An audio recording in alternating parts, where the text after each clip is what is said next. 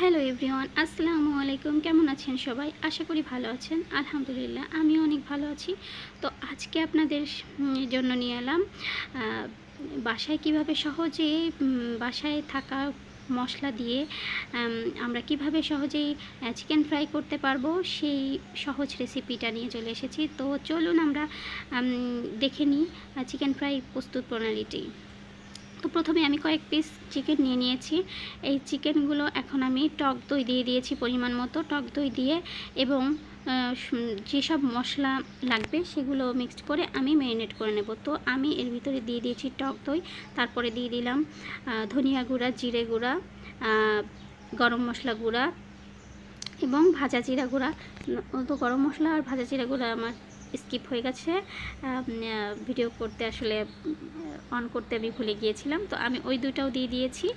আর দিয়ে দিলাম পরিমাণ মতো সয়া সস, টমেটো সস, আর দিয়ে দিলাম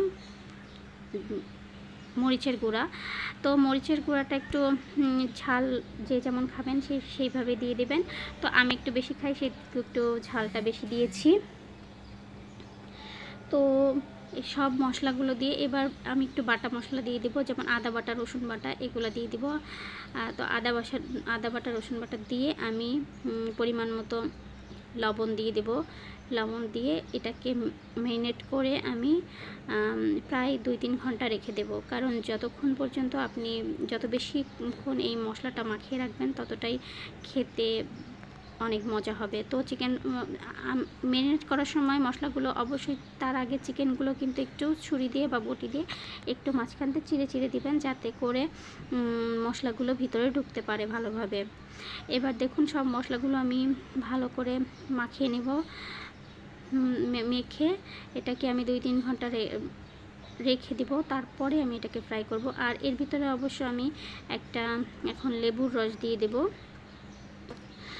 লেবুর রসটা দিলে চিকেন ফ্রাইড টেস্টটা অনেক অংশেই বেড়ে যায়। এই অবশ্যই আপনারা, আর চিকেনের থেকে একটা গন্ধ বের হয়, আপনার লেবুর রসটা দিলে এই চিকেনের গন্ধটা আর আসবে না।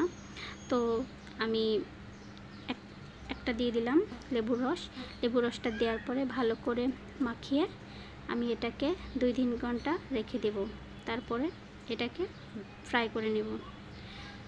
তো চলে আসলাম 2-3 ঘন্টা পরে। আমি এই যে এখন আমি এর সাথে একটু ময়দা এবং চালের গুঁড়া মিক্সড করে নিয়েছি।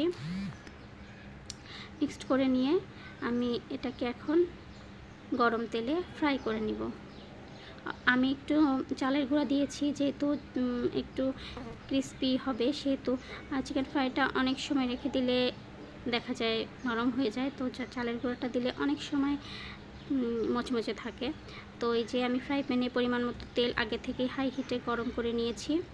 তো এখন আমি মাখানো চিকেনগুলো ফ্রাই প্যানে দিয়ে দিব এবং এটাকে আমি একদম লো হিটে ভাজবো।